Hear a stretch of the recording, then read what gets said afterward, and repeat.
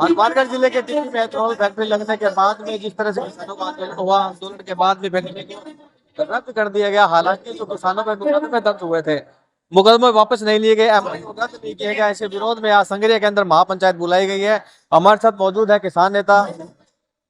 आज बताएं क्या मानते हैं, क्यों बुलाई गई महापंचायत? मामला 12 अगस्त 2024 से हमारा पीसफुली प्रोटेस्ट जारी था। शासन ने कॉर्पोरेट के इशारों पे 18 नवंबर को गैर कानूनी तरीके से हमारी गिरफ्तारी की गई। मेरे पे भी 307 का दूसरा मुकदमा किया गया, 1 महीने तक जेल में रखा गया। और उसके बाद भी आपने देखा कि 10 तारीख को इतनी बड़ी संख्या में लोग वहाँ टिड्डी पहुंचे और पीसफुली प्रोटेस्ट कर रहे लोगों पर लाठीचार्ज किया गया। और एक आंदोलन को बदनाम करने की प्रशासन ने नाकामयाब कोशिश की, जिसकी वजह से आज भी एक ऐतिहासिक महापंचायत संगरिया की धरती में होने जा रही है। तो इसका जिम्मेवार जो लोगों में विरोध है, उसका पूर्ण जिम्मेवार हनुमानगढ़ प्रशासन और राजस्थान सरकार है। बलवान एमओयू रद्द नहीं हुआ है, किसानों में मुकदमे वापस नहीं हुए हैं, क्या लगता है सरकार की क्या मंशा है?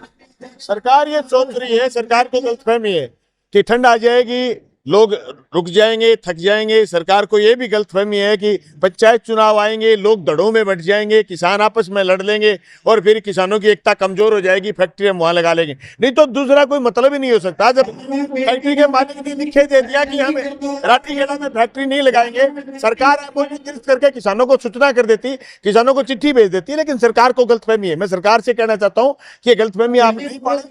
किसी भी सूरत में राठीखेड़ा जैसे क्षेत्र में फैक्ट्री नहीं लगनी चाहिए।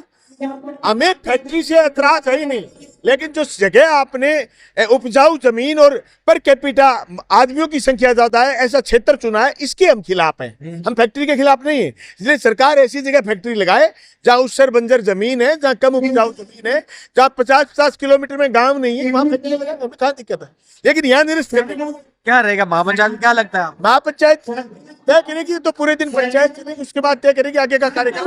पर जब तक लड़ाई जारी रहेगी, तब तक फैक्ट्री का कोई निरस्त नहीं होता। कल टीम आई थी, जांच कर रही है पानी की। तो मैं जगतार ਸਿੰਘ ਕਾਲਾ ਝਾੜ ਸੂਬਾ ਸਕੱਤਰ ਪੰਜਾਬ।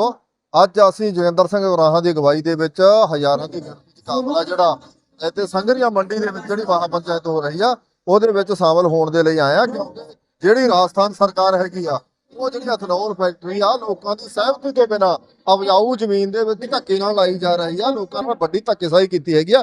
ਇਸ ਕਰਕੇ ਅਸੀਂ ਕਹਿਣ ਵਾਸਤੇ ਆਏ ਆ ਕਿ ਸਰਕਾਰ ਆ ਜਿਹੜੀ ਉਹ ਆਪਣੇ ਜਿਹੜੇ ਲੋਕ ਵਿਰੋਧੀ ਫੈਸਲੇ ਕਦਮ ਨੇ ਉਹਨਾਂ ਨੂੰ ਵਾਪਸ ਕਰੇ। ਜਿੱਥੇ ਫੈਕਟਰੀ ਜਿੱਥੇ ਲੱਗ ਸਕਦੀ ਆ ਉਸ ਥਾਂ ਤੇ ਫੈਕਟਰੀ ਲਾਉਣੀ ਚਾਹੀਦੀ ਆ। ਜਿੱਥੇ ਉਪਜਾਊ ਜ਼ਮੀਨਾਂ ਨੇ ਕਿਸਾਨਾਂ ਦੇ ਧੱਕੇ ਨਾਲ ਅਗਵੇਅਰ ਕਰਕੇ ਜੇ ਚਾਹਣਗੇ ਤਾਂ ਇਹਨੂੰ ਲੋਕ ਬਰਦਾਸ਼ਤ ਨਹੀਂ ਕਰਨਗੇ।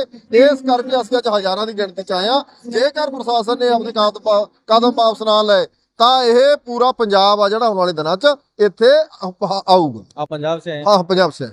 निश्चित तौर पे पंजाब से भी लोग आए हैं, किसान आए हैं। प्रियंका जी हमारे साथ मौजूद है। प्रियंका जी, आपको उस दिन चोट भी लगी थी, अभी तक आप देख सकते हैं जिस तरह से इन्होंने ये सहारा ले रखा है, क्या लगता है किसान की क्या मंशा लग रही है? अभी तक एमओयू रद्द नहीं हुआ है और जो मुकदमे वो वापस नहीं लिए गए हैं। देखिए, सरकार किसान की क्या मंशा है। किसान ने पहले भी यही कहा था कि यहाँ से इथेनॉल फैक्ट्री को हटाया जाए, इसका एमओयू रद्द किया जाए। और दूसरा, जो भी आमजन पे और किसानों पे सरकार के द्वारा झूठे मुकदमे दायर किए गए, उन मुकदमों को रद्द किया जाए। जब तक ये मुकदमे रद्द नहीं होते, एमओयू कैंसिल नहीं होता, तब तक किसान लगातार इसी प्रकार अपना धरना करता रहेगा।